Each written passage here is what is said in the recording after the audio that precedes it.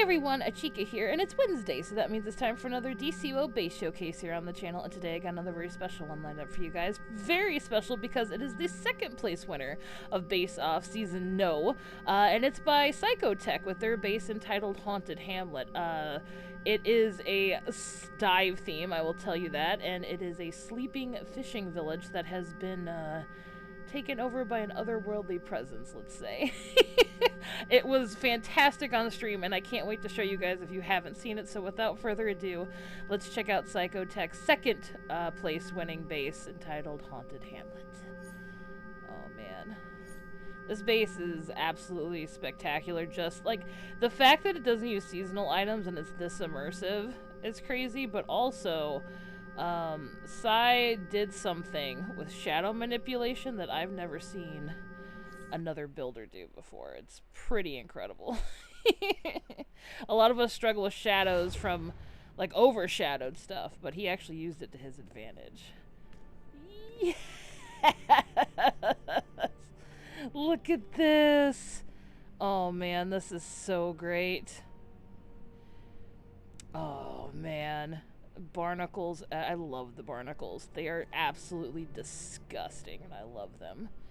Look at them just seethe. They just breathe and ooze. Ugh, so gnarly. I love it. So, Asai told me the story of this base. It was a, as I said, a sleepy fishing village, and they spotted a creature off its shores, and coinciding with seeing this creature, their fishing yield was doubled, quadrupled even at some point, like astronomically. And so they started worshiping this creature, and all these bodies that you see hanging from these rafters here are non-believers, or those who didn't want to worship the god, the one entitled the Faceless One. So that is the story of this base, and it gets a lot more creepy as it goes on, I assure you. So we have these wonderful little fishing huts here with mailboxes and lights adorning all of them. We also have a blood fountain, or a fountain here.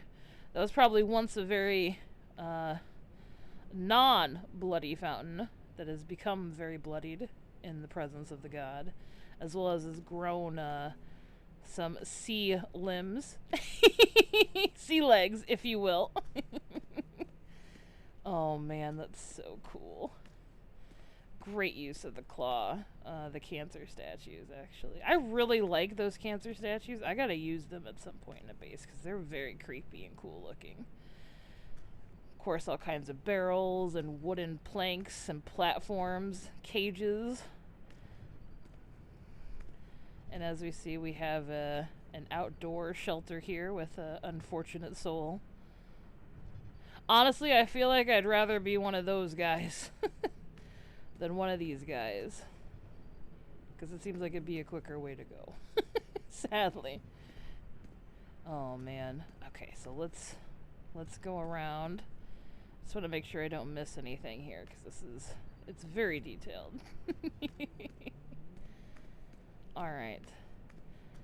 I also love the tentacled hair coming out of the face here too. That's very nice. Also, really good use of the UV spotlight, so since you can't use any other, like, lighting element, those are kind of the only ones, I think, that aren't seasonal based, besides small mystic runes, so. The fishing yard sign is covered up, because I don't think much fishing goes on here anymore, because something tells me a lot of the residents don't need to eat anymore, or so the rumor says. For the Faceless God. Again, even the sheds are overrun with barnacles. The gift of the quote-unquote gift of the Faceless One. Here's something I also really loved. So these Dynasty lanterns, right, they seem kind of out of place color-wise, but I think they're meant to be like big buoys or bobbers to go along with all the netting, and I love that a whole lot. I think it's a very cool use of items, because they kind of do have that, like, that buoy effect, you know what I mean? Like, oh, I can't jump up there, I guess. I'm being stopped! Oh, I can, actually. It's just the streetlight I think I was getting stuck on. Maybe. Oh, nope, I don't know. Anyway, we have a market here with some of the local residents. Hello. Notice how, I think this is probably why they don't need to, eat anymore. You know, no mouth, or in this case, no face. No need, right? They're all being powered by the eldritch god. This is probably one of my favorite areas in the base. You know me, I love corner shops, and this one is absolutely fantastic. You have like a little seaward bodega here. The newspaper stand, all the file boxes, and the clock. Oh, that's so great. Tech actually had the clock hidden during the stream. And so I just heard ticking, and I thought it was kind of like a Lady Clay situation with all the voices in Arkham, like making me think I was crazy. Like, so the clock was just making me feel like it was a slow descent into madness, and he was like, no, I actually just messed up and it was hidden. So I'm glad to see that it's made a reappearance. Oh, this is great. Sorry to intrude on your shop. Actually, I guess I don't have to even talk to them, since they're, you know, they don't have ears either.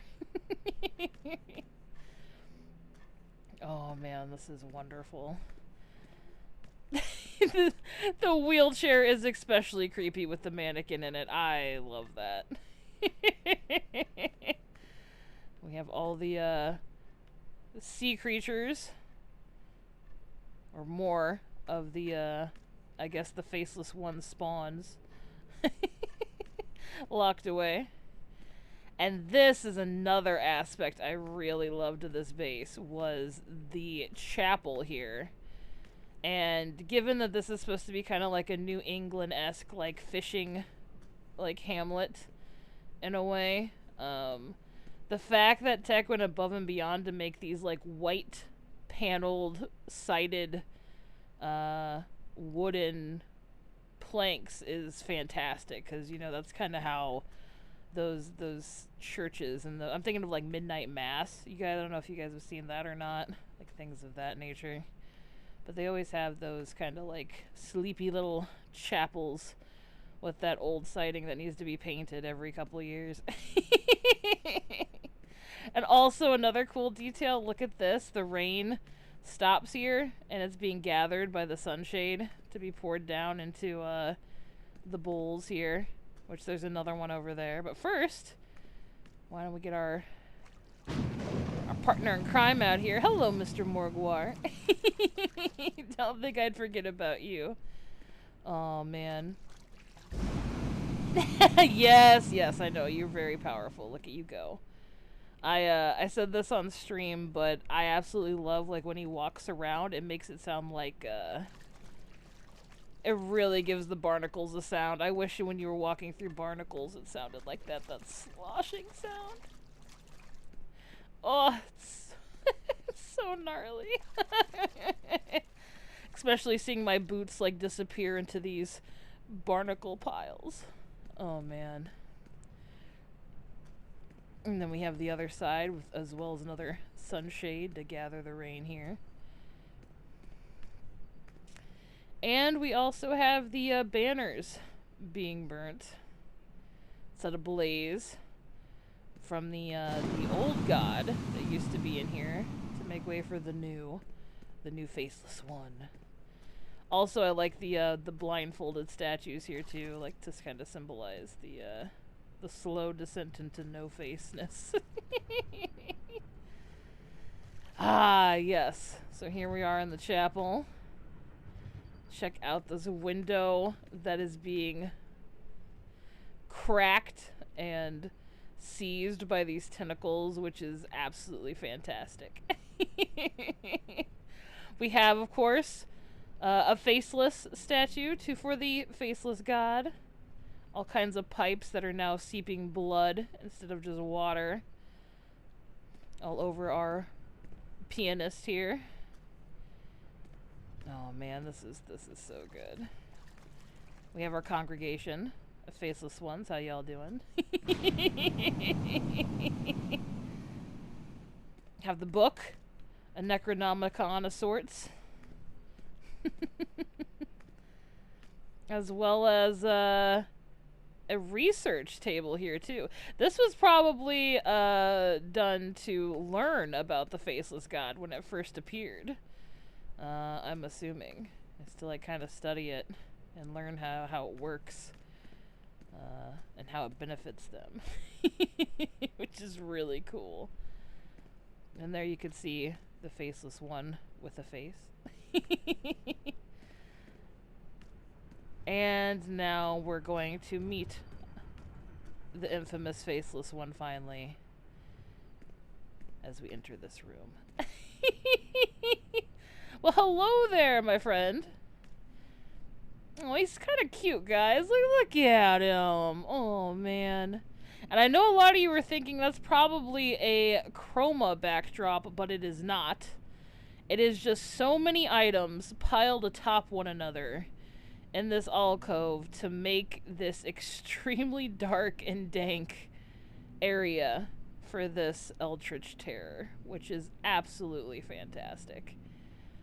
And you have the black, and I think there's like 2 black tendrils in there, but still, that's pretty amazing. And as you can see, he feasts well in his room on the corpse of unbelievers.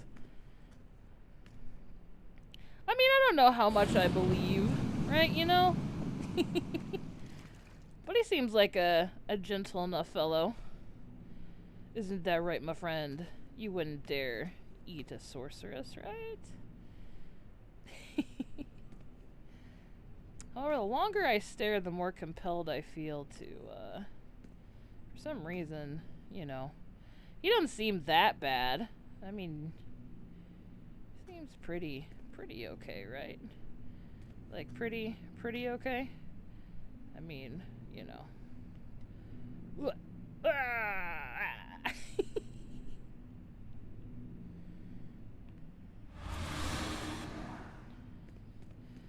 Yeah, he's, the faceless one's pretty cool, I gotta say, you know? Like, there's absolutely nothing wrong with, you know.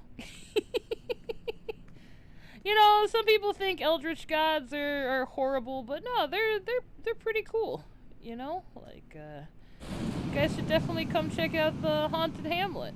It's definitely, worth the stay. And I do believe that is the end of Psychotech's Haunted Hamlet. So again, congrats, Sai, on your 2nd place win. This is super fantastic. It's beautiful, it's immersive, and it's creepy in all the right ways. And again, I have not seen anybody manipulate shadows to create something like that before. It's really, really cool. You did an amazing job. So thank you again to Psychotech for entering Base Off and making this wonderful base. And thank you guys so much for watching. Announcements. The next Base Off will be announced on Friday. So be on the lookout for that. It should be a good time. I'm really excited. I think a lot of you will have some really cool bases and should get some really cool ideas for it. And oh, I announced my Extra Life incentives this year on Monday, if you guys missed it. So I'll put a link above to that as well, or maybe just at the end of the video since we're wrapping up right now. So just be on the lookout for that. But yeah, I think that's about it. Again, thank you so much to Psychotech for this wonderful base. Thank you guys all for watching. I hope you have a great rest of your day, and I will catch you in the next one. Take care, everybody.